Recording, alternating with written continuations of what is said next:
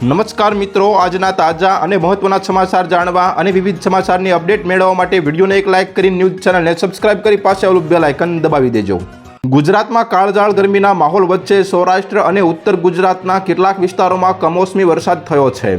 Cyclonic circulation અને western disturbance જેવી system સક્રિય થતાં રાજ્યના વાતાવરણમાં ફેરફાર જોવા મળી રહ્યો છે। આજે રાજ્યના 9 જિલ્લામાં ગાજવીજ સાથે માવઠાની આગાહી છે। આ દરમિયાન આઈએમડીએ બપોરે 4 વાગ્યે 3 કલાકનું નાવકાસ્ટ જાહેર કર્યું છે, જેમાં 13 જિલ્લામાં 40 કિમીની ઝડપે પવન ફૂંકાવાની સાથે હળવા કમોસમી વરસાદનું યલો એલર્ટ જાહેર કર્યું છે।